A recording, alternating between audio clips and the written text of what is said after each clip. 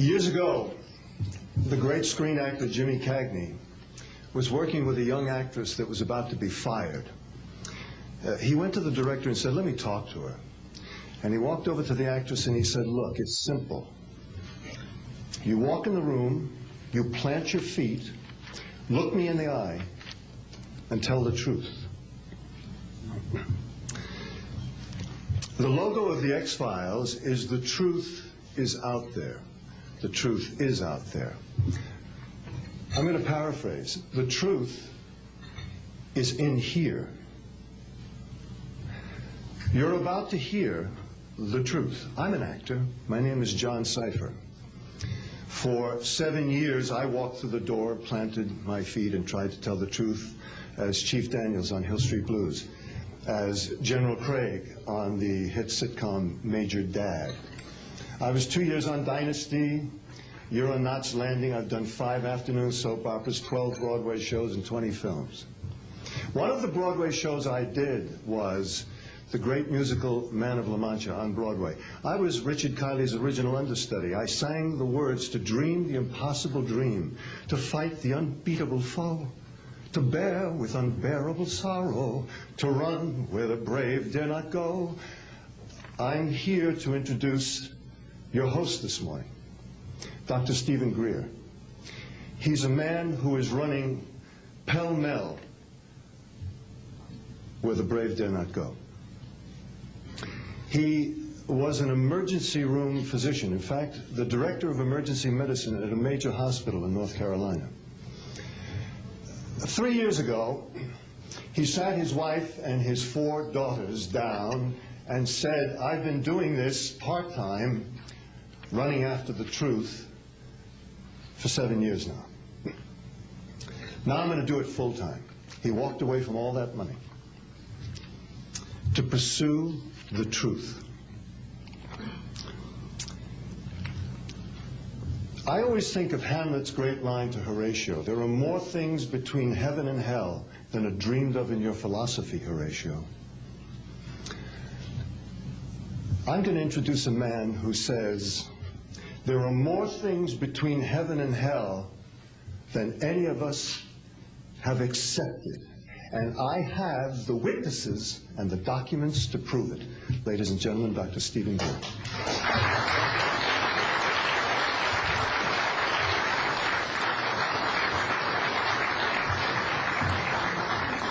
Thank you.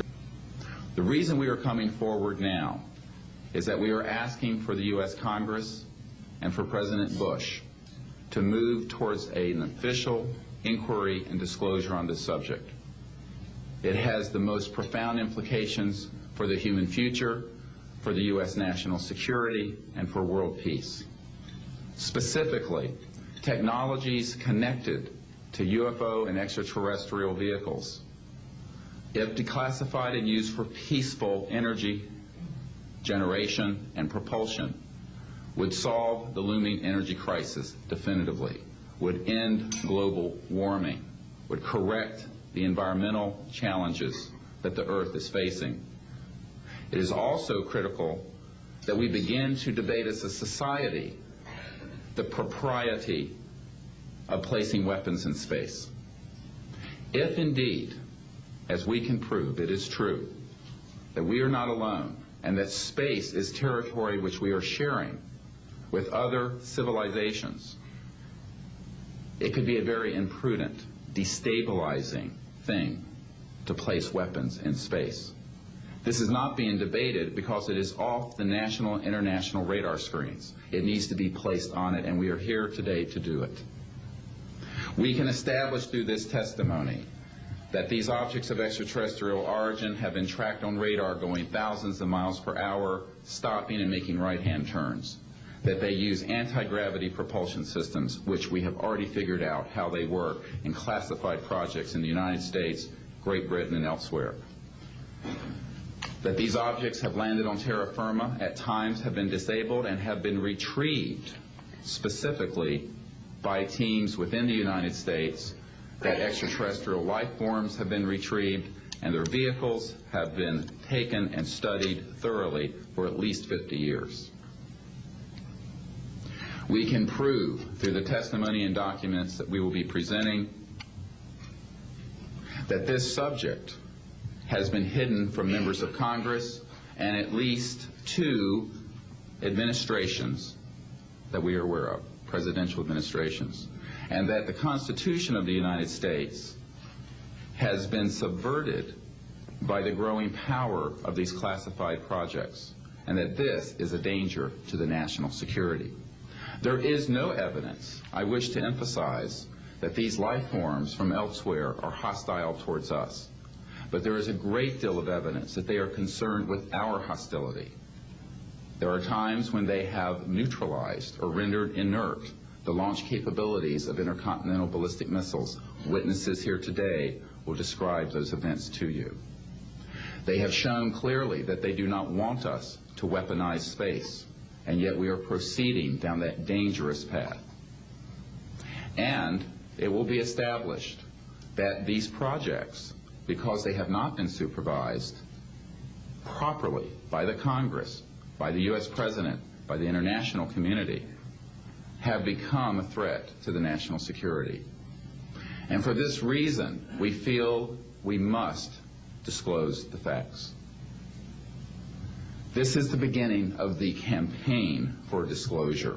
And in a memo that I wrote to President Bush last week, I've stated that this campaign will persist until our goals are met, and they are as follows: that we have open, honest hearings on the subject in the U.S. Congress, that there be a permanent ban on the weaponization of space or the targeting of any objects of extraterrestrial origin, that there be a full and complete study of classified technologies connected to this subject to see how they could be properly declassified and applied for peaceful energy generation so that the world may get off of fossil fuels in enough time to prevent greater ecosystem damage or war over the looming energy crisis, which is sure to sweep the earth in the coming decade.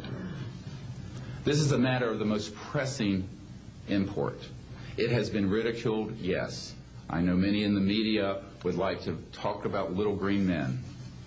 But in reality, the subject is laughed at because it is so serious. I have had grown men weep who are in the Pentagon, who are members of Congress, and who have said to me, what are we going to do? Here's what we will do. We will see that this matter is properly disclosed, and these courageous witnesses, the first 21 of over 100 that we have already interviewed on videotape, have stepped forward to speak the truth. Now, I expect people to be skeptical, but not irrationally so, because these men and women have come forward and they have their credentials, they can establish who they are, and they have been first-hand witnesses to some of the most important events in the history of the human race. As was pointed out to me by some of the men here, they were charged with handling the nuclear weapons of the United States. Their word was trusted on everything of great importance for the national security. We must trust their word now. As Monsignor Balducci said at the Vatican, in an interview I had with him recently, it is irrational not to accept the testimony of these witnesses. So please be skeptical, but that is not the same as prejudiced and closed-minded. This is a matter of great importance, and I ask the media, the scientific community, and the political community to look seriously at this matter and to do the right thing for humanity and for our children. We have available for the media and for members of Congress a nearly 500-page briefing document with transcripts from dozens of these top-secret witnesses. We have a 4-hour videotape summary. It's not a commercial product, I'll warn you, from this project of the 120 hours that we have in interviews so far. They've been boiled down to 4 hours, and it's available for the Congress to review and for the major media to review. We can establish that this subject is real. and has tremendous significance for the human future. I ask on all of you who are listening to contact the members of Congress that represent you and the leaders around the world and other countries and ask them to hold an honest inquiry into this subject to support a ban on weaponizing space, since we are sharing space with other life forms, and that we move quickly as a people to understanding that this is the end of the childhood of the human race. It is time for us to become mature adults in the cosmic civilizations out there. To do this, we must become a peaceful civilization, and we must look as we go into space with an intent of cooperating with other civilizations, not weaponizing that high frontier. The men and women who will speak next will do so in order, beginning on your left.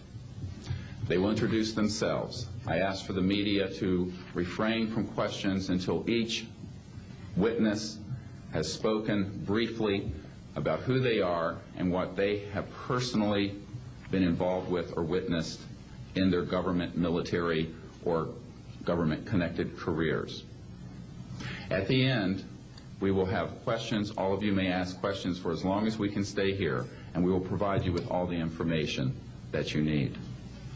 So we will begin now with the first of our witnesses, Mr. John Callahan.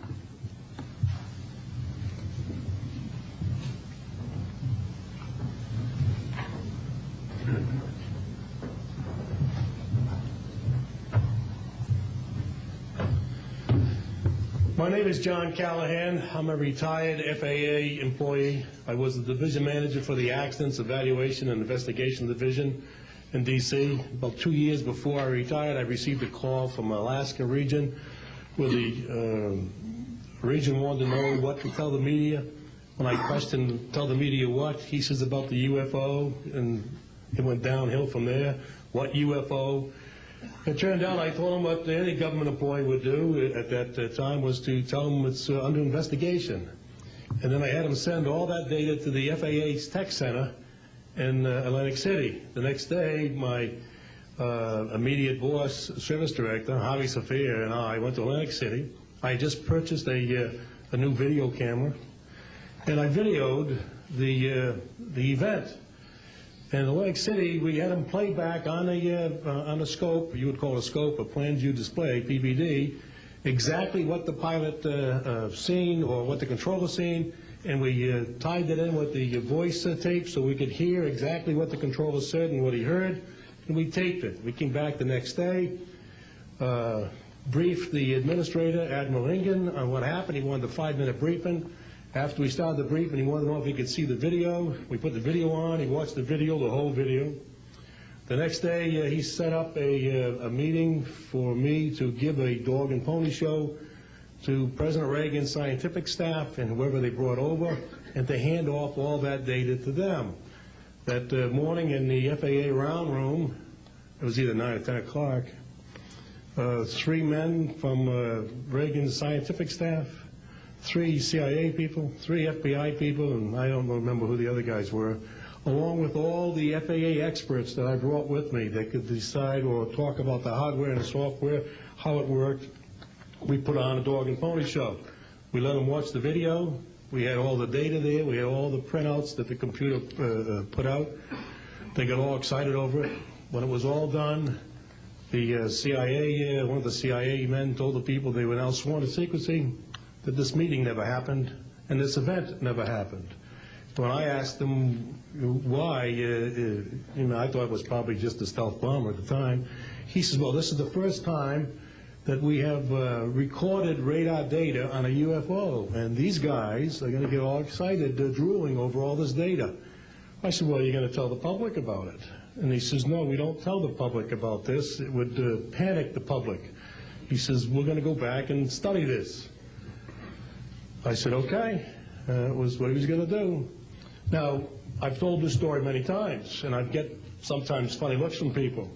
I have with me the voice tapes of the controllers that were involved, the FAA original tapes. See, after we handed this stuff off to the president's staff, the FAA didn't know what to do with it. We don't separate UFOs from real traffic, so it's not our problem. Okay? I have a copy of the original of the video that we took, which is rather interesting. And once the thing was all over, the reports started coming into my office, but because it wasn't an FAA air traffic problem, the FAA's report ended up on a table in my office. And it stayed there until I retired, when one of the staffers packed up all my gear and helped it move to my house.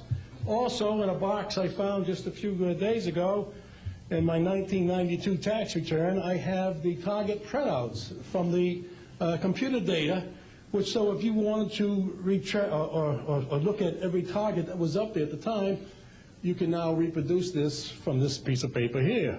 And it's called the UFO incident, Japan 1648, I believe the number was. It happened on November the 18th, 1986. I'm prepared to go to Congress, to swear before Congress that everything I've told you people and everything that is here is the truth. Thank you.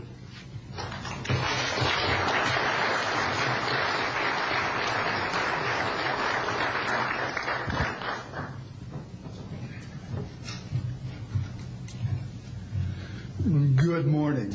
I hope you'll pardon me. I'm a little bit nervous. My name is Charles L. Brown. I'm a Lieutenant Colonel, U.S. Air Force, retired, subsequently 7 years with the Foreign Service. I like the name Charlie Brown. A gentleman by the name of Charles Schultz, of great talent, sort of elevated the name, if you will. During World War II, I was a young farm boy from West Virginia. I got the patriotic bug, joined the United States Army, ended up flying bombers in Europe, and ended the war transport in the Pacific. Finished college in the summer, late summer of '49, recalled to active duty in the newly formed United States Air Force. I was assigned to an organization called Office of Special Investigations. The Air Force, as most of you know, was formed in 1947. OSI, as a central investigative agency for the Air Force, was formed, I think, in 1948. So everything was relatively new. Needless to say, starting in '47, UFOs were rather new. The Air Force Air Technical Intelligence Center was at Wright-Patterson Air Force Base, and I had my office in a building adjacent to it. And our organization was the worldwide investigative agency for the Air Force for any unidentified flying objects. This lasted for about 2 years. The project name was known as Project Grudge. It was a predecessor to a project known as Blue Book, which Ed Ruppelt headed. During my experience with it, I would collect the data from, I didn't collect it, it was sent into my office. I analyzed it. As a pilot investigator, I was able to offer some bits of advice to the air technical intelligence people. Now, you might visualize a massive office, but as I recall, we had a first lieutenant, a secretary, and a technical sergeant. That was the essence of Project Blue Book when it started, or Project Grudge. Blue Book, and expanded somewhat.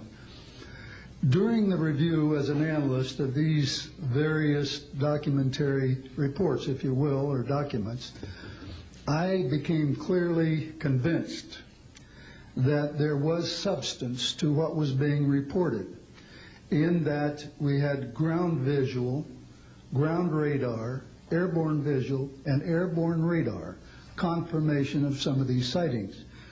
The individuals who made the sightings were everything from airline pilots, military pilots, police officers, some of the people that your lives depend upon on a daily basis. These are very reputable and credible people. I hope that the testimony here from very credible people will convince you of that and will further Steve Greer's disclosure project, in that pressure needs to be brought to bring this to the attention not only of the Americans, but of people all over the planet. These vehicles have been seen and confirmed all over the planet. I am willing to sign a sworn statement or testify to my judgment and to what I have observed. Such things do exist. Please believe me. Please believe those who follow me. Thank you.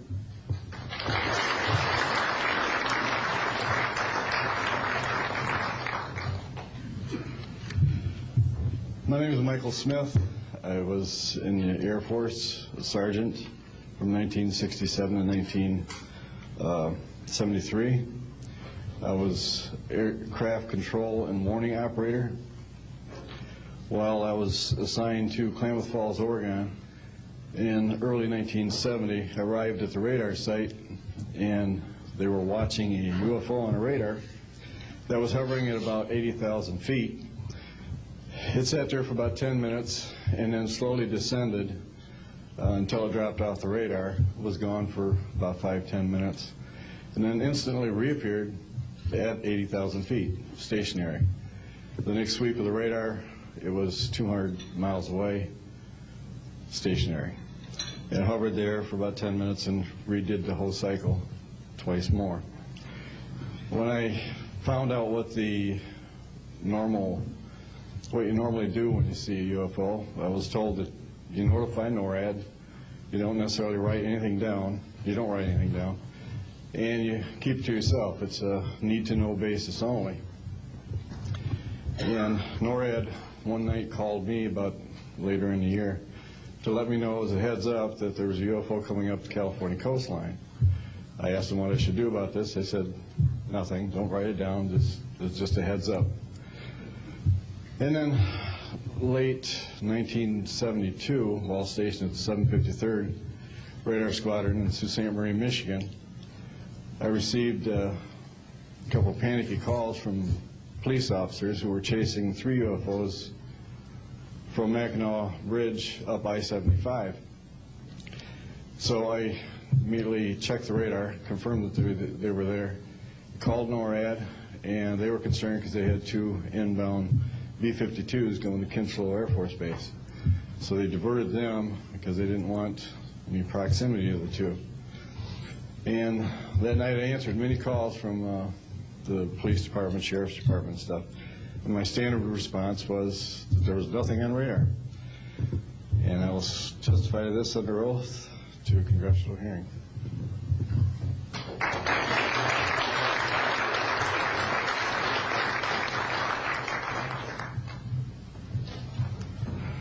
Good morning.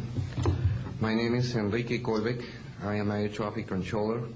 I'm sorry for my English. I'm so scared. I'm not accustomed to talk in front of a lot of people. I'm here because I'm being a witness in a voluntary way on my work. I work in Mexico City as radar controller and the International Airport of Mexico. And I'm going to give an example about this silence that we have in Mexico for several years, and this issue happens a lot of times on my country, unfortunately.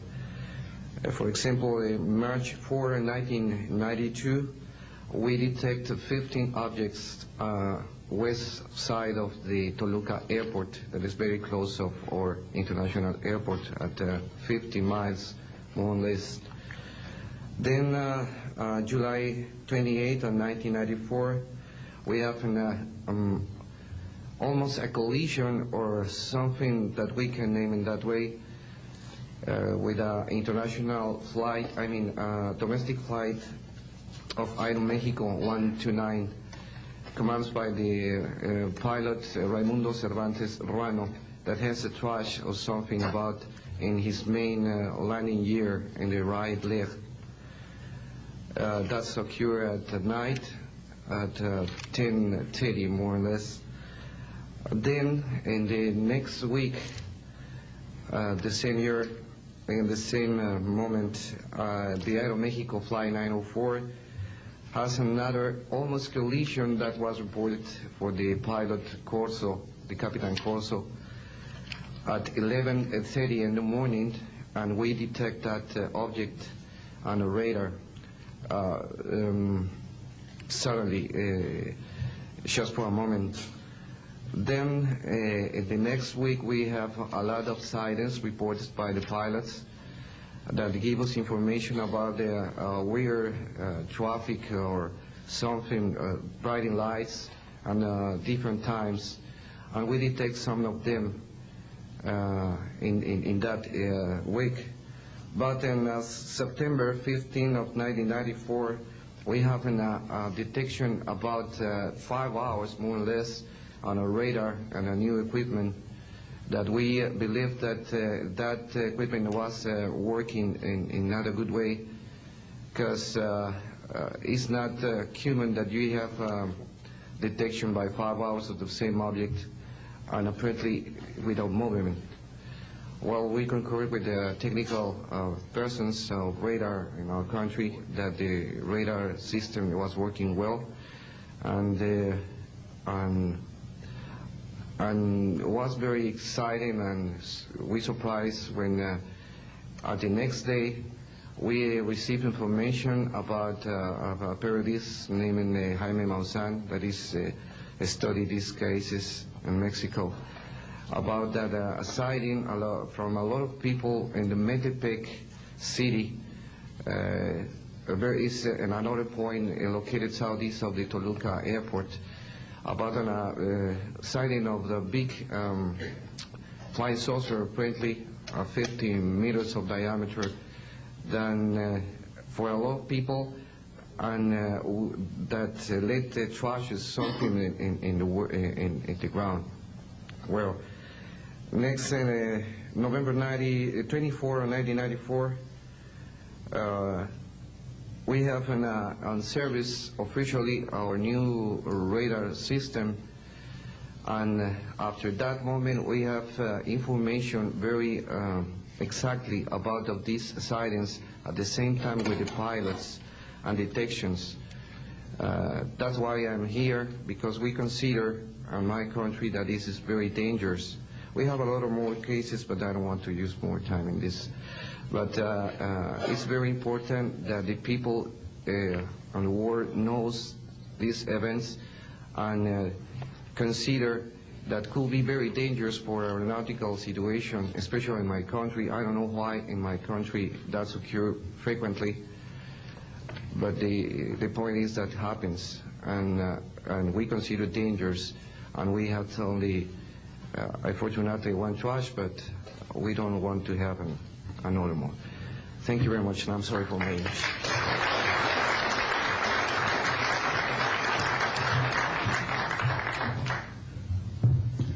My name is Graham Bethune. I'm a retired Navy commander, pilot, had a top secret clearance. 50 years ago, February the 10th, 1951, I was flying from Keflavik, Iceland to Argentia, Newfoundland. It was at night, it was dark. About 300 miles outside of Argentia, I saw a glow on the water, like approaching the city at night. As we approached this glow, it turned to a monstrous circle of white lights on the water. We watched this for a while. The lights went out. There was nothing on the water. Next thing we saw was a yellow halo, small, much smaller than whatever it was launched from, and that was 15 miles away, up to our altitude. Because of the trajectory, I disengaged the autopilot, shoved the nose over to try to go under this thing. At that time, I heard a noise underneath. I thought maybe it hit us. It was actually some of the crew members ducking, and they collided, and a couple of them were injured. Then it appeared over to the right and moved out slowly and flew with us. It was still not at our altitude, but we could see the shape of it. It had a dome. We could see the coronal discharge. I went back aft to let the other pilot, Al Jones, take my seat to see what the passenger's reaction was. Came back to the cockpit, told him not to report anything, simply because what the psychiatrist had said to me, maybe they would lock us up. So basically, the instruments in the cockpit, we had 4 or 5 failures. In the area of magnetic compass, the electromagnetic effect, in area of directional finders, and this type of thing. The craft was tracked by radar in excess of 1,800 miles an hour. It never did get to our altitude. We had 31 passengers, plus the psychiatrist and the crew members, that all cited this at different areas. When we landed at Argentia, Newfoundland, we were interrogated by the Air Force, an excellent interrogation, Captain Paulson. When we landed at the Naval Air Test Center here at Patuxent River, we were required by Navy intelligence to make out individual reports. Out of the National Archives, I have the 18-page official Navy and Air Force report. I've made up a report to straighten out all the truth. There's a stack of books out there this high that have written all of this up. So the truth is here. I will testify under oath before Congress that everything that I have said is true.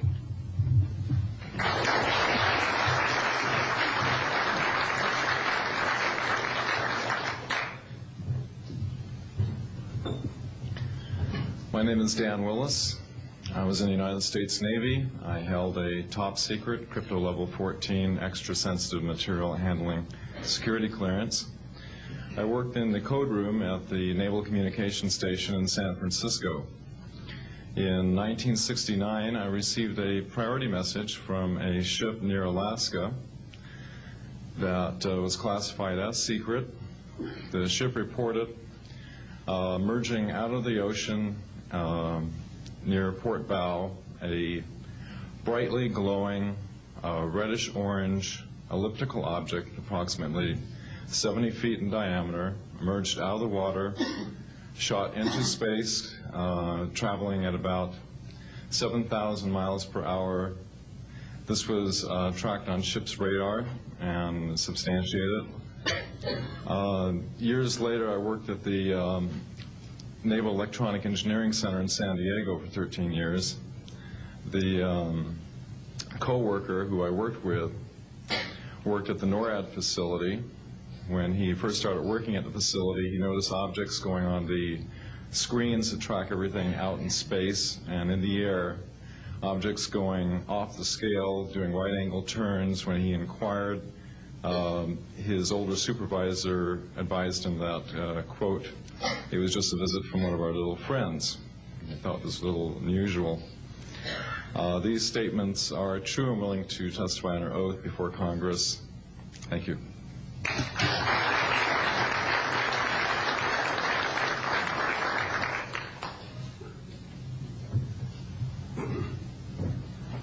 My name is Don Phillips. I was in the United States Air Force and had worked with certain intelligence agencies of the United States government. Prior to my Air Force, prior to joining the Air Force, I worked for the famous Lockheed Skunk Works. And I was working for them when I was attending college, and I worked for them in the capacity as a design engineer. It was one of my proudest moments of my life to work with a man by the name of Kelly Johnson. A lot of you might be familiar with that. It turns out that the models of aircraft that we were building, as you know, were all classified, were in the deep black, and that I came in on the end of the U-2 project. My main project was known later as the SR-71. The SR-71 had a predecessor. It had a special model built for the CIA, and that those models were one passenger, one pilot special aircraft in order to get from one place to another very, very quickly. Now, these SR-71s, as we know them, the Blackbird, are the type of aircraft that are still classified in a sense as far as the altitude that it flies at and also the speed records that it holds. I'm very proud to say that this aircraft played a big part in helping to end the Cold War. The aircraft, the predecessor aircraft, there's strong evidence to suggest that perhaps these aircraft had a different role once in the air. Each pilot, and I know a few of them, each pilot had an assignment before they took off, okay? They learned about the assignment immediately prior to takeoff, and there's strong evidence to suggest that there was a dual role in that they were monitoring some type of traffic to and from planet Earth. this can be verified at a later point. I'll jump into my military experience. My first field assignment for the United States Air Force was at Las Vegas Air Force Station. And that was my first experience with Las Vegas, and I couldn't understand why people were being so excited about going to a place such as this, but I soon found out about a year later. Nellis Air Force Base is located there. Nellis is a major training center for different types of special aircraft and fighter aircraft, one of the premier training sites for pilots all around the world. However, when I learned that my assignment was at a radar site 50 miles out of town, up near Mount Charleston, I had no idea where I'd be, so finally in the daylight I was able to find the location and reported in 1965 for duty. In 1966, early in the morning, about 1 to 2 a.m., I was staying there on base, and our barracks were at about 8,000 feet. I heard a lot of commotion. You know, at that altitude, sound carries tremendously.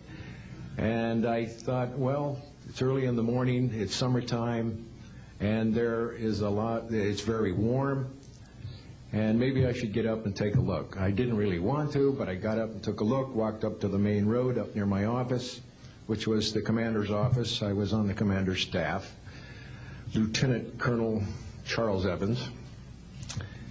And I was saying, who's making all this noise? Who's making all this noise at this time of the morning?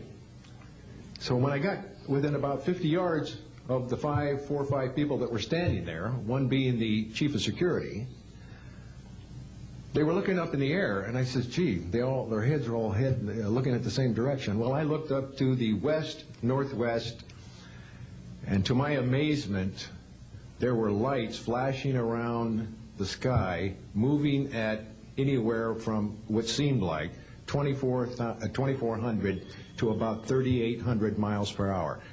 Now, the fact that we're taking an estimate from a distance, you know, we figured, well, this is quite something. However, we continued to watch these darting lights go across the sky and stop, absolutely stop, come to a dead stop, and reverse in an acute angle their direction, and then proceed on in sort of, they were traveling so fast that you could almost see a pattern left by, if you are computer people, when you move a mouse real quick across the screen, you see a little bit of a tail.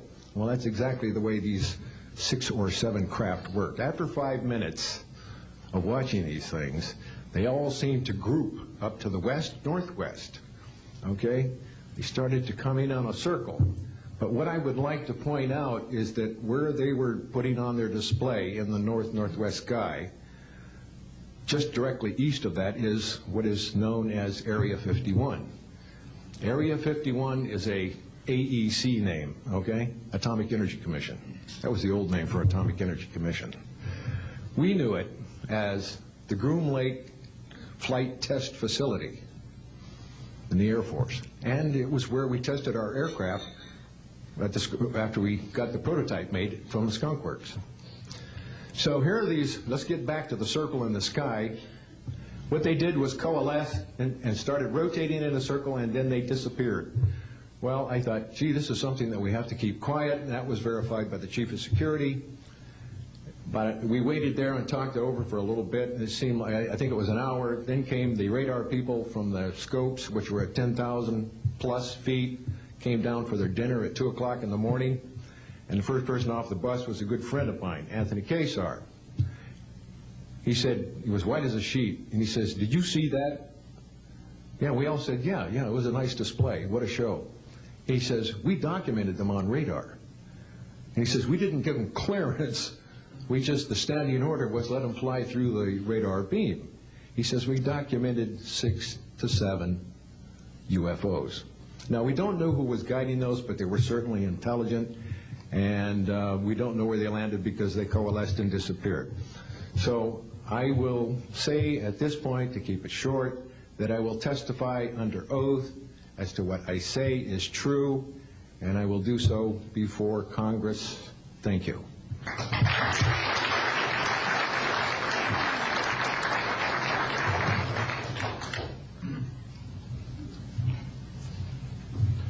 My name is Robert Solis. Contrary to what it says on the card, I was not a lieutenant colonel in the Air Force. I was in the Air Force active duty after I graduated from the Air Force Academy in 1964 until 1971 and separated as a captain. In March of 1967, I was stationed at Malmstrom Air Force Base, Montana, as a missile launch officer, Minuteman missiles. On an early morning of March 16, 1967, I got a call from my security guard, primary security guard upstairs. We had about 6, as I recall, flight security airmen upstairs. I was downstairs 60 feet underground in a capsule monitoring and controlling 10 nuclear-tipped Minuteman missiles. I got a call that morning that they were seeing strange lights flying in the sky.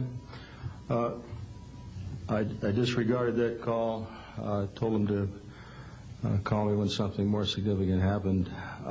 I got another call subsequent to that call, and this time it was a more intense tone in the guard's voice. It was very clearly very frightened. He said there was a bright, glowing red object hovering outside the front gate. It was oval-shaped. He had all the other guards out there with their weapons drawn. Right after that call, I woke up my commander, who was on a rest period, Fred Mywalt, a retired colonel now, and told him about the phone calls. As I was telling him about the phone calls, my weapons started going down, one after the other. They went into a no-go condition, what we call a no-go condition. They were unlaunchable. We lost somewhere between 6 and 8 weapons that morning within minutes of having received that second phone call of a UFO hovering outside the front gate. Again that morning, after reporting it to the command post, we were informed that a very similar incident happened at Echo Flight. I was at Oscar Flight. They lost all 10 of their weapons under similar circumstances, very similar circumstances, where UFOs were sighted over the launch facilities. They had maintenance crews and security crews out there that had spent the night, and they were reporting UFOs over those sites. And the commander of that flight was Eric Carlson. He also separated as a captain, and the deputy commander was Walt Fiegel. He retired as a lieutenant colonel. We have those witnesses that I just mentioned, the names I just mentioned, have spoken of this event before, and they will back up this story. We also have documentation that I received through FOA requests from the Air Force outlining the Echo Flight incident, and including in that documentation a reference to UFOs. We have telexes covering this incident, and in one telex it says the fact that no apparent reason for the loss of 10 missiles can be readily identified is cause for grave concern to this headquarters. This was from SAC headquarters. So we've got those telexes. I've got about 12 witnesses that'll verify parts of this story, including of a man who investigated the incident afterwards for the Air Force, and you'll hear a little bit more about that from the next witness. And also another guard that witnessed a UFO in that same time period, and another officer who retired a full colonel who had other reports of UFOs. Ancillary to that, excuse me, I've got the complete report on a Minot, North Dakota incident. That was Minot Air Force Base, North Dakota, which happened in August of 1966. Very similar UFOs sighted over missile silos, and also a UFO incident that was investigated by the Air Force immediately after our incident within a week. I'm willing to testify to the truth of all these matters that I've spoken about this in front of Congress under oath. Thank you.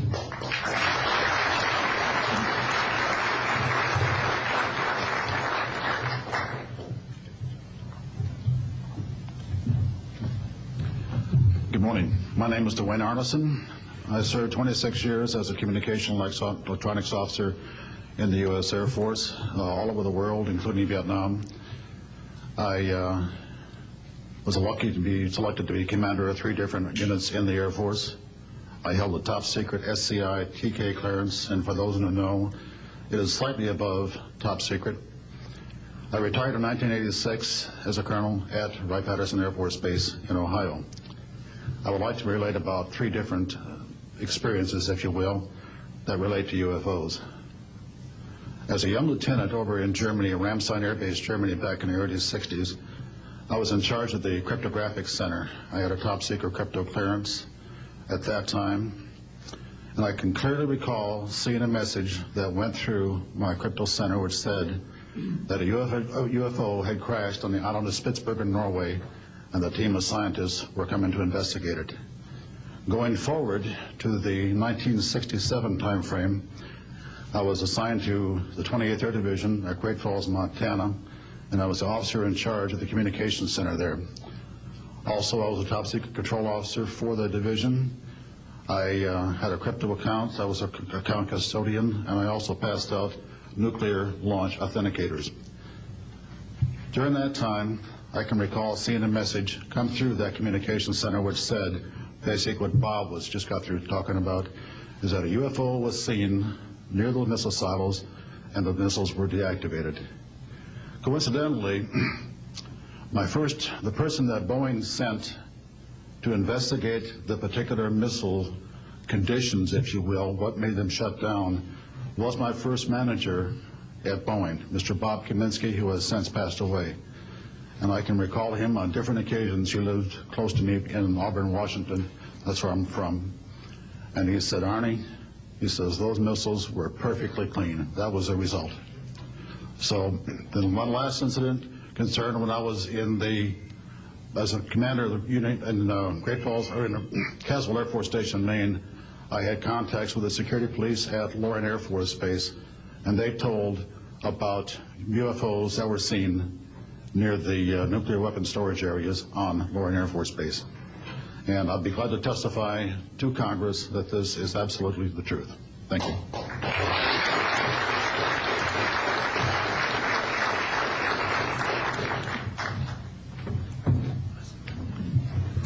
Good morning. My name is Harlan Bentley. During 1957 and 1959, I was a PFC in the United States Army, stationed north of Washington, D.C. on the Nike Ajax missile base close to Olney, Maryland. In May, this month of 1958, about 6 a.m., I heard a noise outside that sounded like a pulsating transformer. I sat up in my bunk. I looked out the window. I saw a craft heading for the ground and crashed. Pieces broke off of that craft, immediately took off again. So there's a lot more to that story, but I've got to speed this up. Now, the next night, I was on radar duty. I get a call from the Gaithersburg missile base. He says, hey, I got 12 to 15 UFOs outside, 50 to 100 feet above me. So I asked him, I said, what does it sound like? He took his head mic off, held it out the van window, and said, here. And the same sound I heard the previous morning, except a lot more of them. So my radar was on standby, so I immediately turned it on and got the blip just outside the ground clutter. I marked it on my radar screen. And then for a few minutes later, all of a sudden they took off. As they took off, the sweep came around, hit the blip, The second, when it came around and hit it again, that blip was 2/3 the way off my radar scope. In order to get that far at a constant velocity was 17,000 miles an hour. That was my first incident.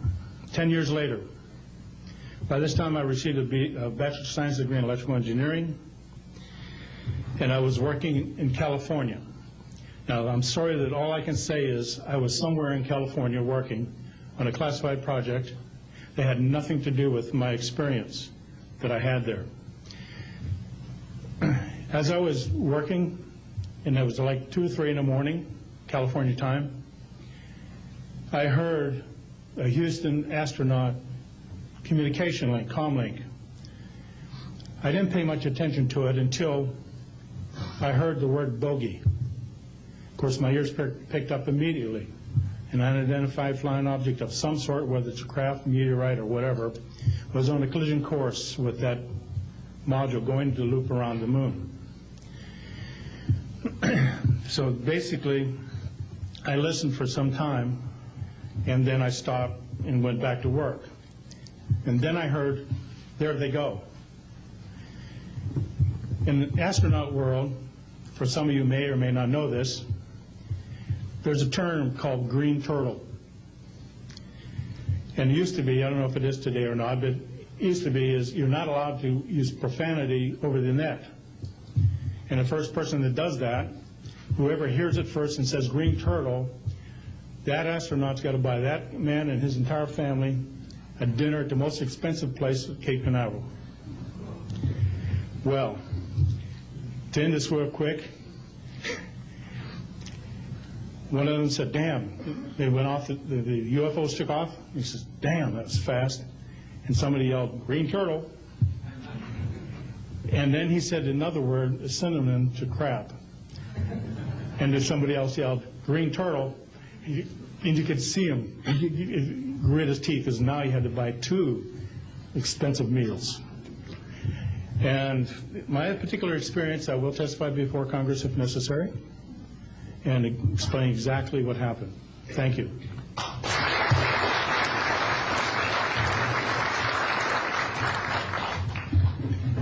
My name is John Maynard. I'm a retired Army. I retired as a Sergeant First Class. For my entire 21 years of service, I held a top secret clearance. Compartmentalized at times to as high as TK, Omni, Crypto, and others. I had access to very, very sensitive documents. My testimony is basically 2-pronged. One, I retired from DIA in 1980. And when as an administrator you take over an office, you take over everything and you sign for everything. And I signed for well over 2,000 documents. In order to sign and inventory those things, you have to read them. Not word for word, but basically I went through every document to make sure that it was complete. It was there, as they told me, that when I turned my charge over to the next person, those same documents were there. So I got quite a good knowledge of what was going on in those documents, and believe me, there are many, many different references to UFOs. There was also NPIC pictures that shows that it was targeted objects that were casing you out. Now, I worked on the SALT 1 and SALT 2 areas for the office that I worked in. So we were taking pictures all the time for verification of nuclear disarmament. And there were some objects in those pictures that didn't belong there.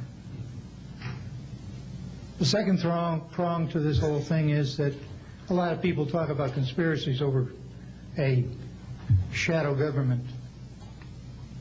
I'm willing to testify before Congress that these black operations do exist. I nearly became part of it. But I saw the light, I think. Or was it? And I got out. And that's it. We have to disclose what we know. And I am willing to testify before Congress under oath, or before any other organization, that what I witnessed was true.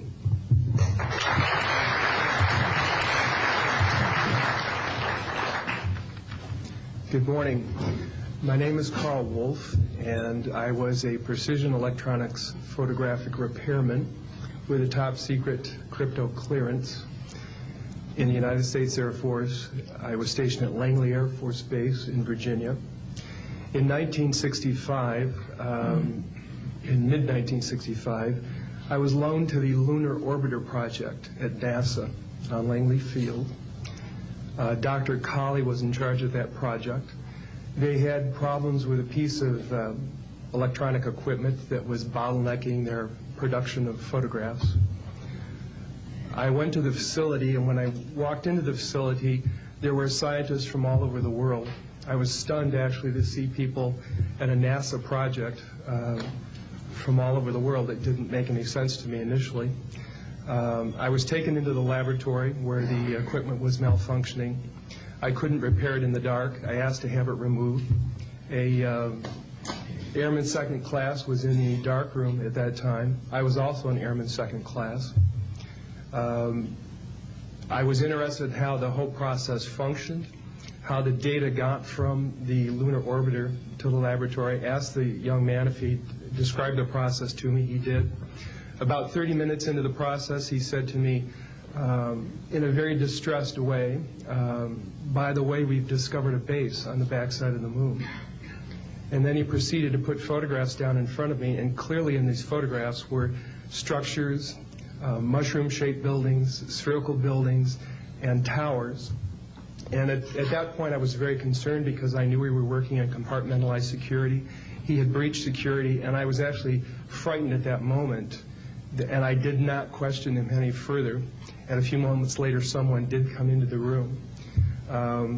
I worked there for 3 more days, and I remember going home and naively thinking, I can't wait to hear about this on the evening news. And here it is, more than 30 years later, and I hope we hear about it tonight. And I will testify under oath before Congress that what I'm saying is the truth.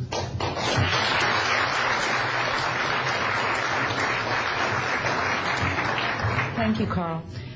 Good morning, everyone. My name is Donna Hare, and I worked at Philco Ford Aerospace from 1967 to 1981. During that time, I was a design illustrator, draftsman. I did the launch slides and landing slides, and also projecting plotting boards, lunar maps for NASA.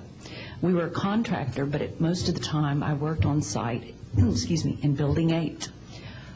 I had the opportunity to do extra work during downtime, which was between missions, and I walked into a photo lab, which was the NASA lab across the hallway. I had a secret clearance, which is not that high, but I was able to go into restricted areas, which this was.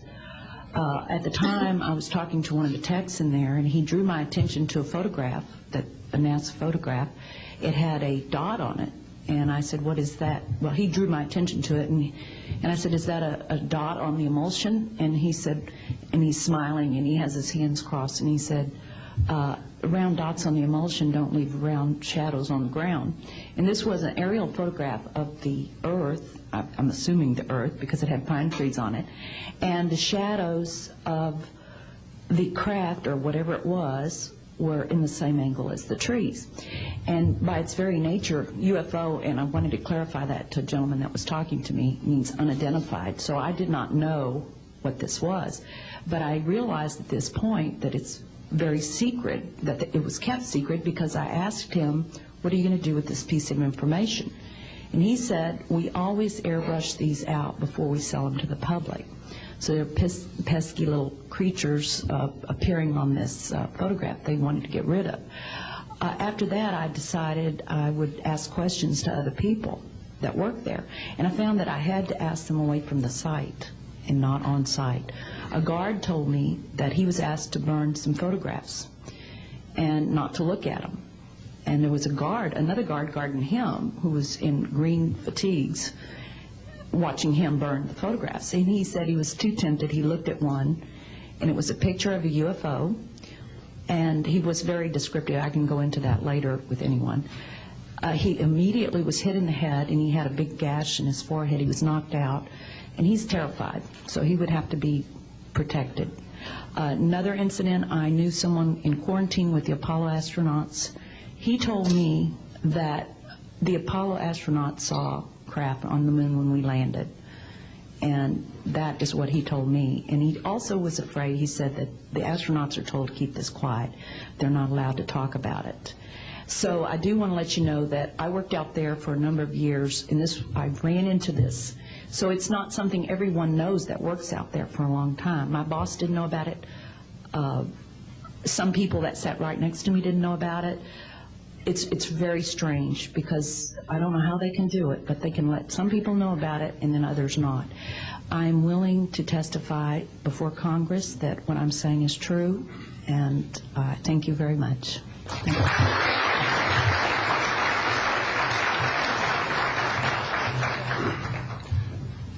Good morning, ladies and gentlemen, and members of the press. My name is Larry Warren. 20 years ago, in 1980, I was a security specialist assigned to RAF Bentwaters, Woodbridge, NATO Air Force facilities in Suffolk, East Anglia. I had a secret security clearance. I guarded our backline nuclear weapons that were stored there at the time without the knowledge of the people of Great Britain. I went through a portion of a 3-night UFO event where objects made incursions over our WSA, fired pencil-thin beams of light into them, and adversely affected the ordnance possibly. These objects were on the ground on 2 different nights. Potentially there was another life form seen. This is an unpopular truth. These events were of extreme defense significance to not only Her Majesty's government, but this government as well, and they are still shrouded in secrecy. They are very complex. They are very vast. This is more about a human rights issue than just a UFO issue. 20 years ago, this room would be empty. I see a turn in history. This is history in motion, but unfortunately, it's history with a security classification. I would be more than honored to swear under oath that I experienced what I did, I saw what I saw. These events produced not only, after numerous denials by this government, a memo by Lieutenant Colonel Charles Holt, our deputy base commander, which reads like science fiction. It also produced, years later, an on-site audio tape he made as these objects performed their feats and did what they did and violated airspace. These events are of extreme defense significance. I hope my brothers in arms that went through these events will be given immunity at some point and be able to join us here. It is an honor to share the stage with all of these people.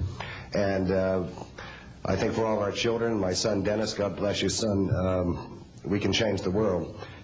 You're heroes for being here also, and I will testify in front of Congress if asked to. God bless. Thank you.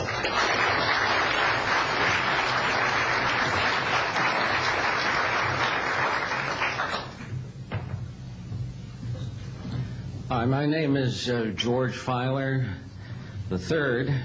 The reason I'm here is because George Filer V is in the hangar and will be born on Friday. And I'm a retired intelligence officer and flyer with almost 5,000 hours, and I didn't believe in UFOs until London Control called us in the winter of 1962 and asked us, would we chase one? And we said, sure. So we let down from 30,000 feet to 1,000 feet where the UFO was hovering, and we went into a steep dive and actually exceeded the red line of the aircraft. So it's kind of dangerous chasing UFOs. In any case, I was able to get the UFO on the aircraft radar at about 40 miles, and we could see a light out in the distance, and as we closed, we kept on picking up this radar return. The point I'm mentioning that the radar return was very distinct and solid, indicating it was some kind of a metallic object. We got about a mile from the UFO, and it kind of lit up in the sky and went off into space, very similar to what the shuttle looks like when it takes off. Later on, I was working in intelligence. In Vietnam, I briefed General Brown about UFOs. When I was in 21st Air Force, McGuire Air Force Base, briefed General Glau about a UFO over Tehran, Iran in 1976. that two F-4s from the Iranian Air Force had taken off and tried to intercept the UFO, and when they turned on their fire control systems, they immediately went out, all the electrical systems went out, the planes had to return to base. This was particularly significant because it was also picked up on satellites. In 1978, on January 18th, I was going into the base. Every morning I did the briefing to the general staff, and I noticed that there are some lights off in the distance at the end of the runway there. And when I got into the command post, the senior master sergeant in charge said that there had been UFOs in the pattern all night. They're on radar. The tower had seen them. They got in aircraft reports and so on. And that one had landed or crashed at Fort Dix. Fort Dix and McGuire are right together. And this is kind of like the Roswell of the East.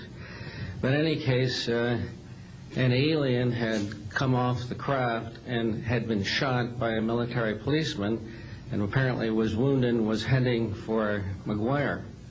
So for whatever reason, the aliens liked the Air Force better than the Army, perhaps because they're shooting at them. But in any case, our security police went out there and found him on the end of the runway dead. And they asked me to brief the general staff, General Tom Sadler, and at the 8 o'clock stand-up briefing. And I said, I don't think I want to do this. You know, the general doesn't have a good sense of humor, and I'm not sure I believe this. So I did some checking, called the 438th Command Post, and everybody had pretty much the same story. And at 8 o'clock that morning, just before I went on, was going to brief this, and I was very worried about it. They said, don't brief it, that it's too hot, so to speak. That's pretty much my story, and I'm prepared to tell the story in front of Congress, and it is the truth. Now, because of this, I've stayed interested in UFOs, and I'm the Eastern Director of the Mutual UFO Network. And between the National Reporting Center and Peter Davenport and the MUFON, we get 100 reports a week on average of people from all over the United States that see these things regularly. And if you start checking, they're out there and they're low, and people are seeing them all the time. And these are highly qualified people, all of whom essentially give us the reports by email. Thank you.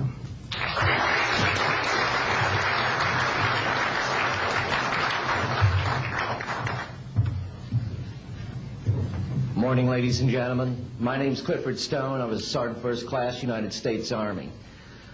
I had a secret clearance with nuclear assurity. I could get the clearance that I needed to do whatever it was that was necessary for me to do at the time on special operations when I was called in on those. What I'm referring to here is that I was involved in situations where we actually did recoveries of crashed saucers, for lack of a better term, debris thereof. There were bodies that were involved with some of these crashes, also some were alive. While we were doing all this, we were telling the American public there was nothing to it. We were telling the world there was nothing to it. I'd like to go into detail on some of the cases, about the nuts and bolts cases right here, but I will be available if you have any questions concerning my involvement in this. You can talk to Dr. Greer to arrange for me to get to talk to you.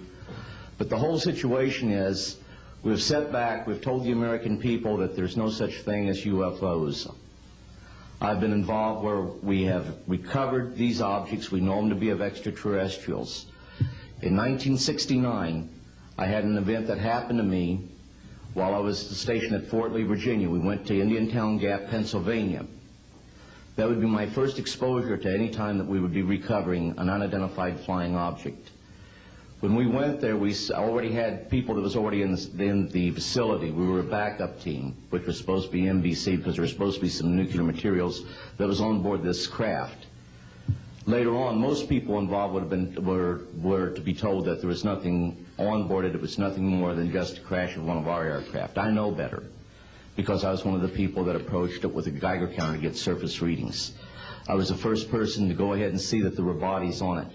That would be the first of approximately 12 events. UFO crashes are not events that take place every day. They're rare. I know we're not alone in the universe. I know that the absence of evidence is not evidence of absence. It's evidence that has been denied to the American people.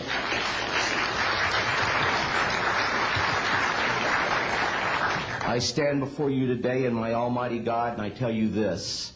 If Congress calls me in and says, will you testify in detail what you know, I stand here today prepared and ready to do just that.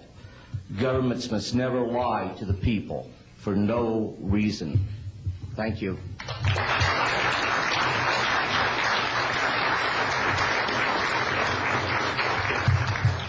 Good morning.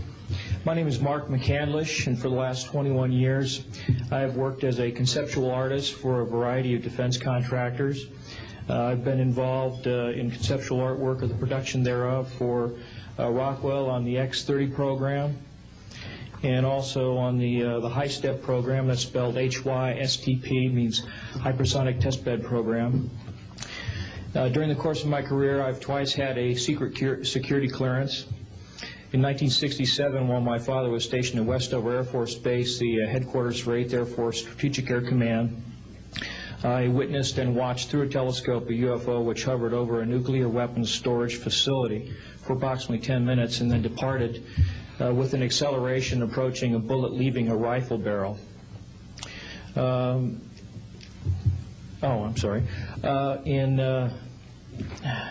1988, in November, a college buddy of mine, an associate by the name of Brad Sorensen, informed me that he had personally witnessed 3 flying saucers at a very large hangar at Norton Air Force Base during the course of an air show that was held on Saturday, November 12, 1988. I subsequently called my congressman from that district.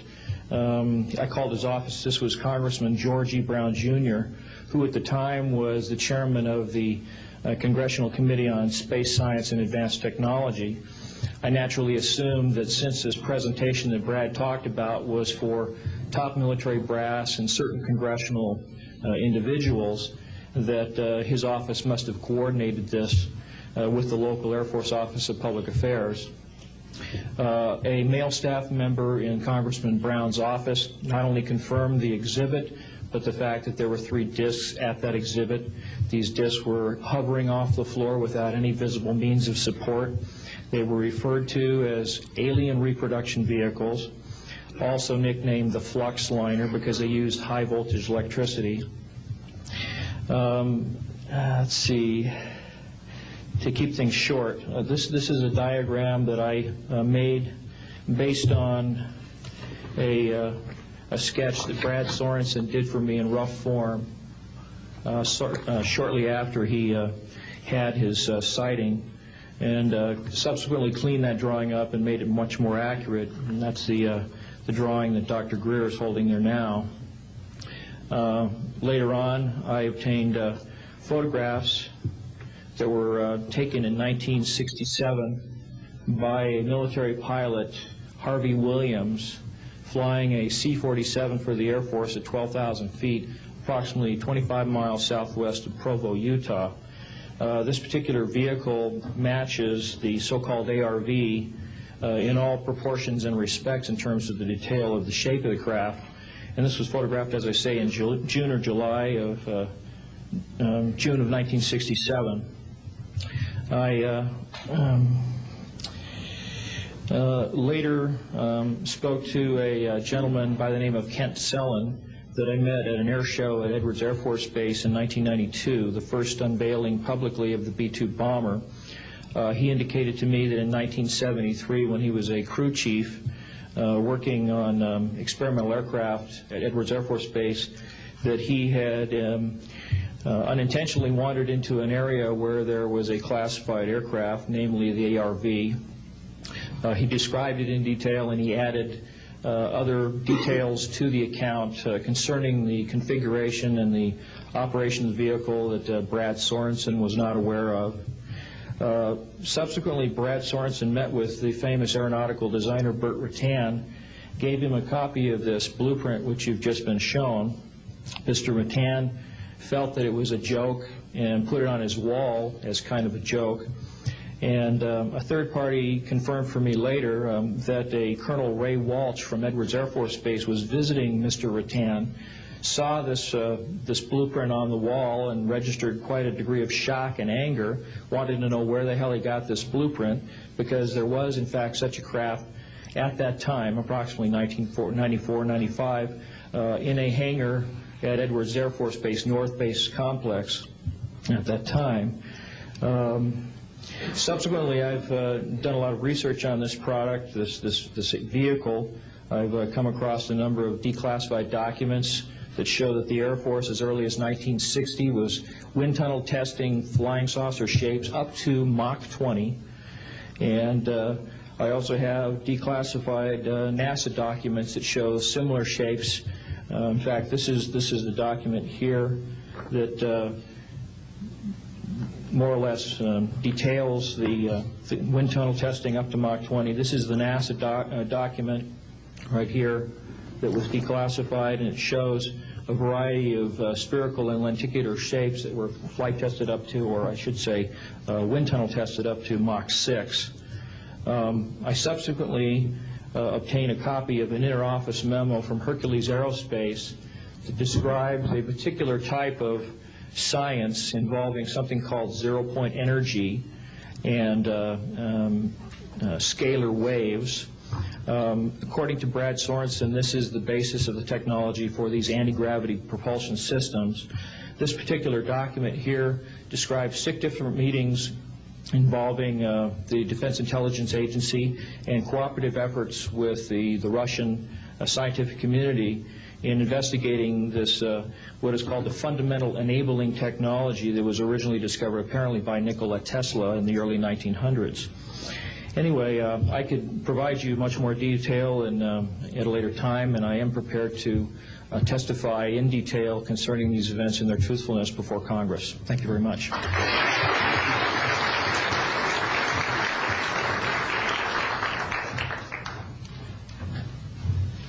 Good morning. My name is Daniel Sheehan.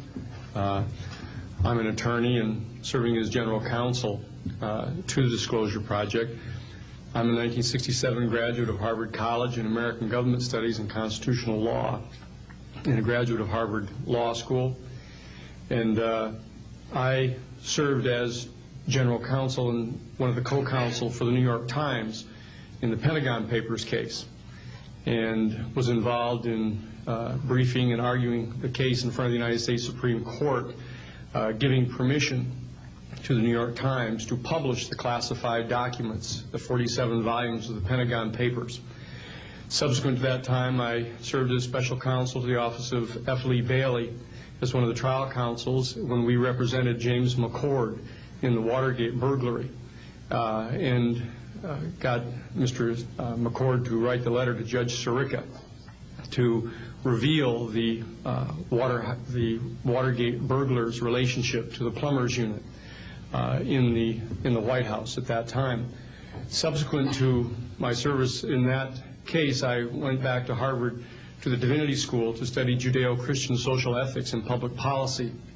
Did my master's work and PhD work there, and became general counsel for the United States Jesuit headquarters in Washington, D.C., assigned to the National Social Ministries Office and their public policy office. It was there in 1977 that I was contacted by Ms. Marcia Smith, who was the director of the Science and Technology Division of the Congressional Research Service. She asked to meet with me, and I met with her, and she informed me that President Carter, upon taking office in January of 1977, held a meeting with then the Director of Central Intelligence, who was George Bush Sr., and demanded that the Director of Central Intelligence turn over to the President the classified information about unidentified flying objects and the information that was in the possession of the United States intelligence community concerning the existence of extraterrestrial intelligence. This information was refused to the President of the United States by the Director of Central Intelligence, George Bush Sr. The director insisted that the president, in order to have access to this information, needed to have clearance to contact the Congressional Research Service, to contact the United States House of Representatives Science and Technology Division, to have them undertake a process to declassify this information, because the DCI suspected that the president was preparing to reveal this information to the American public. The Congressional Research Service Science and Technology Division, under the directorship of Marcia Smith, was contacted by the House Science and Technology Committee and instructed to undertake a major investigation of the existence of extraterrestrial intelligence and the relationship of the UFO phenomenon to this. I was contacted by Ms. Smith and asked, in my capacity as General Counsel to the United States Jesuit Headquarters, National Social Ministry Office, to see if we could obtain access to the Vatican Library, to obtain the information that the Vatican had with regard to extraterrestrial intelligence and the phenomenon of the UFOs. I pursued that with the permission of Father William J. Davis, the director of the National Office, and we were refused access as the United States Jesuit Order to the information in the possession of the Vatican Library. When I reported this to Ms. Smith, she then later subsequently asked me to participate in a project which I can go into some detail during the question and answer period or later to individuals, pursuant to which I was given access to, as a special consultant to the United States Library of Congress Congressional Research Service, to the classified portions of the Blue Book project of the Air Force. At that point, it was in 1977, approximately May of 1977, I went to the Madison building of the United States Library of Congress. There was no one in the building at that time. It was brand new. I was directed to a basement office where there were two guards at the door and a third sitting at the table who took my identification, verified that I'd been designated as a special consultant to the Congressional Research Service of the United States Library of Congress, and was admitted to the room. I thereupon found photographs, some dozen photographs, of what is unquestionably an unidentified flying object on the ground that had crashed and plowed a furrow in a field of snow, and it was embedded in an embankment. There were United States Air Force personnel surrounding this craft, taking photographs of the craft. And one of the photographs, I could see that there were some symbols on the side of the craft. And so I proceeded through the photographs and found a close-up photograph of these symbols. I'd been instructed that I was to take no notes and had to leave my briefcase and all my identification outside of this room, but I had brought with me a yellow pad. And so what I did is I opened up the yellow pad and refocused the overhead camera onto the same size as the cardboard backing of the yellow pad, and I physically traced the copies of the symbols on the side of this craft, closed the yellow pad back, put the microfiche back into the canister, reclosed the box that I had, and I said, "It is time for me to leave." And I took this and proceeded to leave the office, at which point the security guards stopped me, and one of them said, "What is that you have there, Mr. Sheehan?" At which point I handed the yellow pad to him, and he flipped through all the yellow pages and never found the copy that I had. And so I took that with me and brought it to the United States Jesuit Headquarters, had a meeting with the staff, with Father William J. Davis, reported this to them, was authorized at that time by the United States Jesuit Headquarters to make a report to the National Council of Churches and to request that the entire 54 major religious denominations of our country undertake a major study of extraterrestrial intelligence, which they declined to do. I was subsequently asked to deliver a 3-hour closed-door seminar to the top 50 scientists of the Jet Propulsion Laboratory of SETI, the Search for Extraterrestrial Intelligence, which I did do in 1977. I'm more than happy to testify under oath to these details to the United States Congress, and would be happy to meet with any members of the press at that time. You may recall I also served as chief counsel to the Karen Silkwood case. in which we obtained the rulings in the Karen Silkwood case. I also served as chief counsel in the Iran-Contra case. It was the first one to testify before the United States Congress to the existence of the off-the-shelf enterprise of Richard C. Cord and Albert Hakim. I'll be more than happy to share the details of what I believe to be the relationship between this off-the-shelf enterprise and the secret government which is concealing this information from the American public. And I am happy and proud to serve as general counsel to the Disclosure Project. Thank you very much.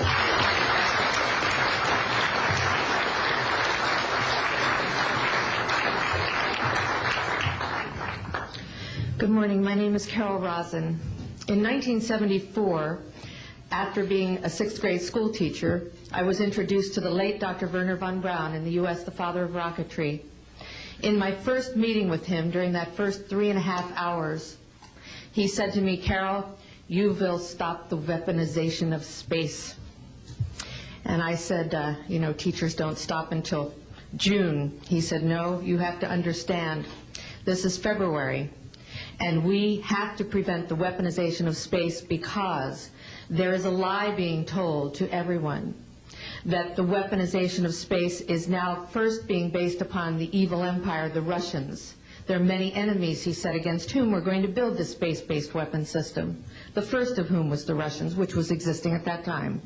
Then there would be terrorists. Then there would be third world countries. Now we call them rogue nations or nations of concern. Then there would be asteroids." And then he would repeat to me over and over, "And the last card, the last card, the last card would be the extraterrestrial threat." Well, at the time, I kind of laughed when he said asteroids, and when he said extraterrestrials, I knew I wasn't going to deal with that subject. And now we hear on the news just today, this week, that they've slid in another enemy. Only this time we're going to protect our satellites. In other words, we have to have some reason to spend these trillions, to waste these dollars on a space-based weapon system, and they're all lies. This is a system, he told me, that would never protect anyone. Even back then, he talked about suitcase bombs. He talked about chemical, viral, bacterial, biological warfare, that these space-based weapons would never protect us against.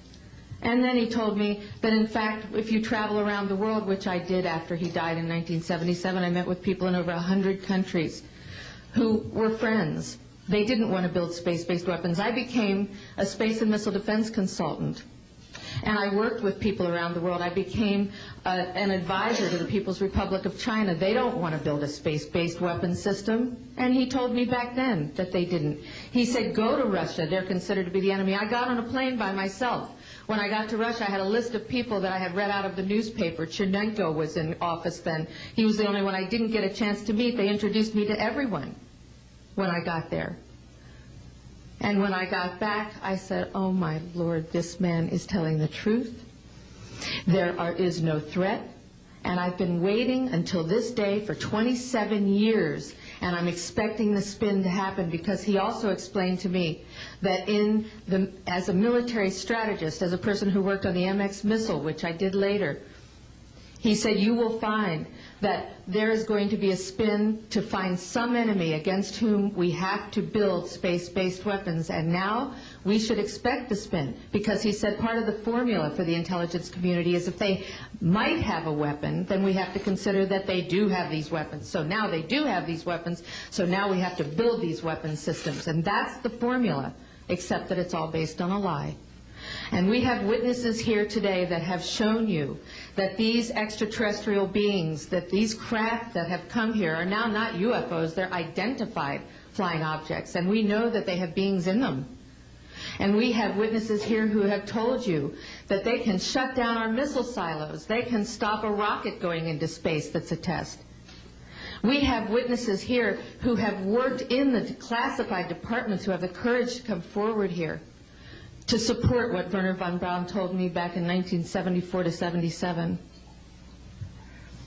And I will testify before the Congress that when I founded the Institute for Security and Cooperation in Outer Space, which I shut down a few years ago because I didn't believe we had a chance with this huge, integrated around the world, complex weapon system, that we had any chance at all of transforming that war industry into a space industry that could provide benefits, like Dr. Greer has said, of global warming. We can end that situation of that problem. We can end the energy crisis. We can build now non-polluting technologies. Werner von Braun used to tell me that we could have cars back then that drove around off the ground. He described this to me on beams so that we have no pollution on this planet.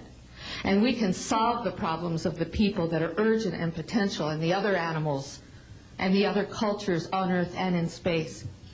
And we can end the arms race without dislocating the industry jobs, without disrupting the economy, by transforming, Werner von Braun told me, the war industry into a global cooperative space industry that will provide, he said, finally, more jobs and profits on this planet than during any hot or cold wartime, more products and services that can be applied directly to solving the problems of this planet.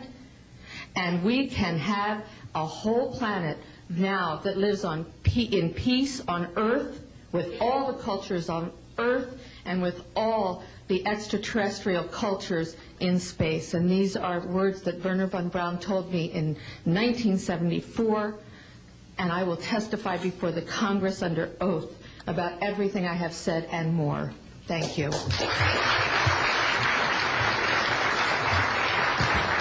Thank you very much.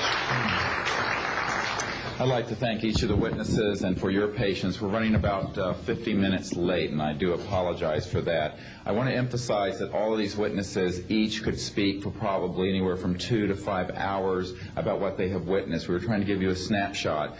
We have another 400 of these witnesses. I have carried this burden for 8 years. I'm now giving it to you, the American people and the people of the world, to take it forward. What I'd like to do now is open the audience for questions from the media. You may address them to me or to an individual witness as you deem appropriate. Yes, ma'am. Yes, Maribel Gonzalez with Reforma, Mexican newspaper. I have 3 questions. One is,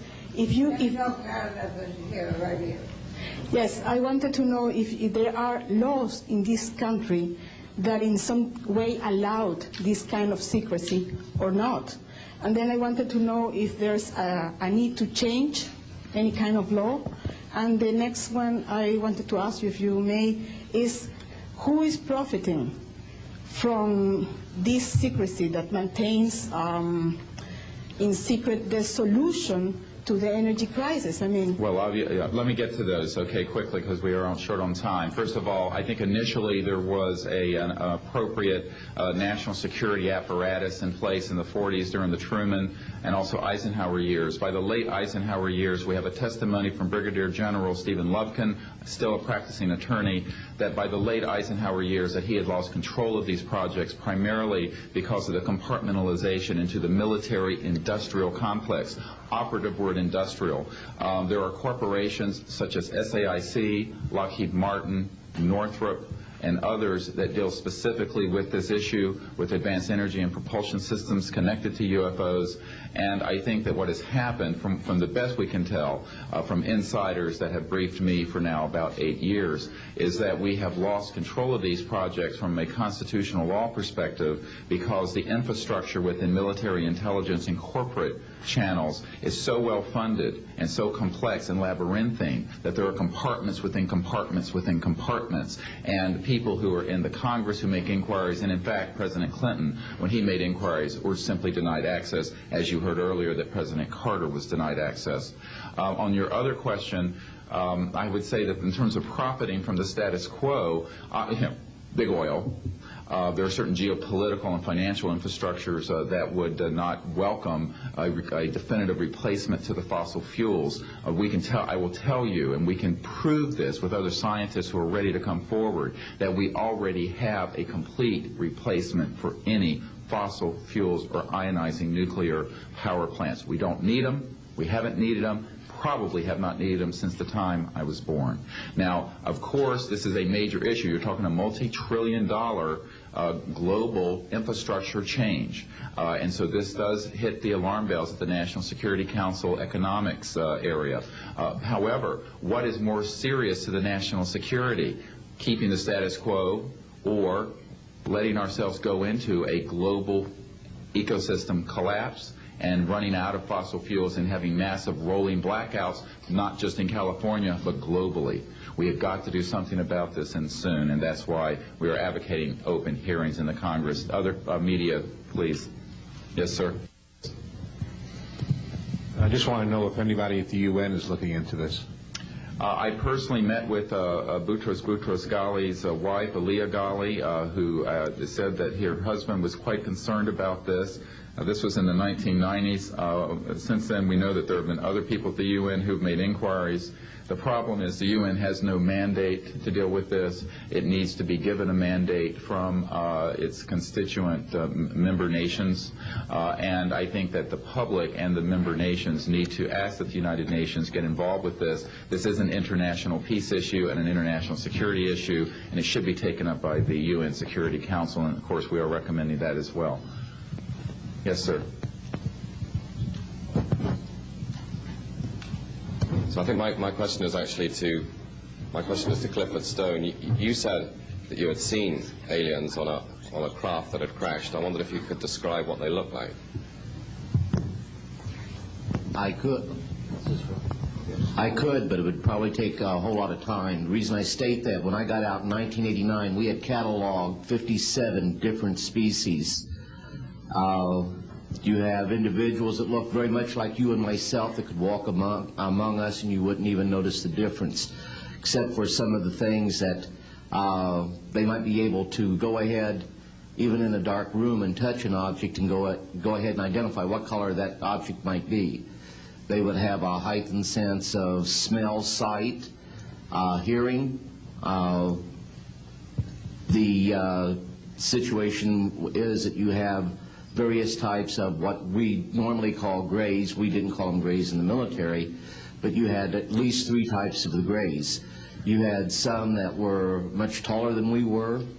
The unique thing that I'd like to point out for the most part is that the entities that we did catalog were in fact humanoid. Now this created a situation where the scientific community was trying to figure out why that would be the case, because you would expect that if life evolved on other planets, that they would take on some type of other being, so to speak, not necessarily look humanoid or be bipedal such as we are. But apparently we got quite a few of the species out there that are humanoid in appearance, and that creates a question that yet has to be answered by science. Yes, and as I call on you, please state the news agency that you were with. Yes, ma'am. Deanne Divis with United Press International. Could you please address the vehicle that there was a drawing displayed of? Why would this vehicle be on display at an air show? What is the power source that you are asserting is going to be so very useful? And how can you determine that this vehicle is not something that is being developed, by a government agency? In fact, I think that was the testimony. This is an alien reproduction vehicle, and just to be clear, this means that it is based on advanced anti-gravity and zero-point energy propulsion systems. Those are the propulsion systems. They are being manufactured by a consortium of companies that include Lockheed Martin, Northrop, SAIC, and other corporations. They do have superluminal capacity, in other words, faster than the speed of light capacity. I think Mr. McCandlish and other witnesses that he's identified could go into more of the technical physics of it. I'm just a country doctor from Virginia, I tell people. I mean, really. But this is actually what is the reason it's called alien reproduction vehicle is that it's based on the study of extraterrestrial vehicles, but it is manufactured by human military intelligence, aerospace contracting arrangements. And this is very important. It means that we, Homo sapiens, have the ability to access this so-called zero-point field of energy, which is the ambient field of energy from which all matter and energy is fluxing, and can access that energy and generate all the power we need to run this planet without fossil fuels or pollution. Do you have any direct evidence, though, that this, I mean, we're talking about the same government that so appropriately named a snooper program carnivore. So just because it's named the alien reproduction vehicle, considering the history and the questions that have been existing for such a long time about flying saucers, I mean, do you know, is there any direct reason to believe that this is actually derived from technology? Any of the witnesses who can attest to that? And how would this, a propulsion system, a rocket engine doesn't necessarily translate into electricity. Can you elaborate on that? Well, the first part of your question, I would say that the testimony of witnesses we have, some of whom are here, others that are not here, but they're in the briefing materials, is that they have studied, we have studied specifically extraterrestrial vehicles which have been retrieved. The breakthroughs in that research have led to applications that have led to the building of this and similar anti-gravity devices. And that, in fact, this can be proven in open testimony before Congress, and that is exactly what we are calling for. We have the witnesses to establish this, and they also then have the documents and the specific details of the propulsion systems. But this is not a jet internal combustion system at all. It is actually kicked in by a type of electric power source, and it then accesses this ambient zero-point energy field that is responsible for all matter and energy existing, and by special configurations and what have you, it causes a cancellation of mass inertia and an anti-gravity effect. And this is a complex technical discussion which is probably beyond the scope of this conference, but we have materials in the briefing document that we can provide you with references to people who have studied the anti-gravity effect as far back as certainly the 1950s. We have one witness who said that his family was connected to the RAND Corporation, and that by the mid-1950s that more money had been spent on anti-gravity propulsion systems than the totality of the Manhattan Project. So yes, we can establish those elements. Other questions? Thank you. My name is Murray Felsher. I publish a newsletter downstairs here called the Washington Remote Sensing Letter that deals with reconnaissance and surveillance of the Earth from space. My question is this. Since 1972, with the launch of Landsat 1, and now with the launch of commercial space imagery, there are some archived, I would say, upwards of 35 million photographs of the Earth from space. Not one of them has shown a flying saucer. Are you suggesting that these have been airbrushed out? We're suggesting that there is a system before the public gets hold of anything that's off of a government-connected satellite. There is a compartmented operation that does indeed sanitize them from this type of evidence. And I think the testimony of the gentleman who was with the Defense Intelligence Agency, Mr. Maynard, Ms. Hare, and others would substantiate that. We have other witnesses who have been involved in projects where such items have been sanitized out. It could also be that if you did a thorough search, you might find a few that slipped through. We obviously haven't had the research dollars to go through all the millions of images that are cataloged to look for them, but we do know there's been a very thorough sanitizing of this. And people should not be naive about the extent to which covert programs using billions of our tax dollars have been able to effectively hide this. This is one of the sort of myths of both the media and the public. It's sort of a Pollyanna myth that we live in a society where such things could not be done. In fact, they are done, and we can prove that they have been done. These entire proceedings here, and I'm wondering how your screening process went. Can you tell us a little bit about your satisfaction level with that?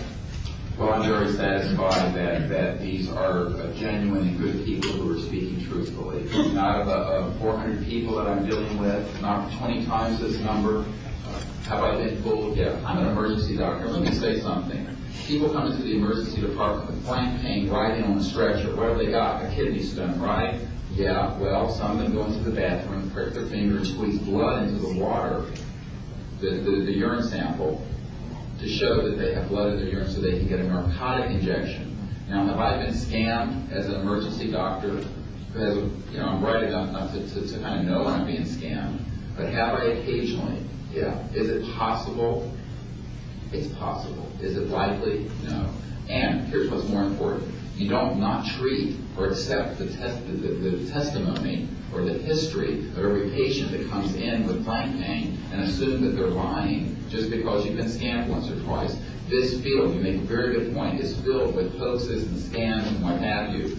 It doesn't mean, however, that all of it is. And in fact, what we're saying after 8 years of research, we have found the documents, the top secret witnesses, the insiders, willing to testify under oath before Congress that this is true. Now, here's another key point.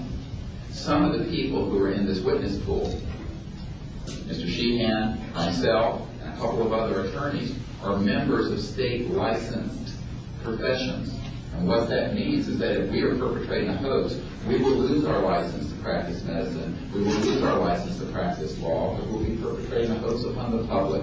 So what I would say to you is that the group of people before you are very credible, and the others whom we have identified are. We are not the CIA. We have not been able to do a $50,000 background check on each person. I'll give you that caveat. But we have done very serious interviews and vetting. And by the way, these people have presented their DD-214s, their defense forms, other documentation that show the two DD-214s and others that show that they were in the military at a certain place and a certain time. So we're very comfortable that, in fact, that the weight of the testimony will carry the day here and that this is real. I had an insight, and it relates to your question. There have been tens of thousands of sightings and experiences from all over the world. Only one needs to be true. Because if only one is true, then the entire case, the non-reality of these sightings, falls apart.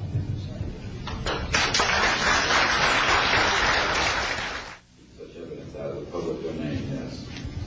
Permanent. A priori, all signed agreements and oaths that have flowed from such operations are null and void. What that means is, in legal theory, is that if it's an illegal enterprise, the agreements those that are entered into as a result of that illegal enterprise have no legal standing. So one of the things I would like to announce today is all of the men and women listening to this need to know they are free to speak. We are declaring all national security oaths on this subject null and void.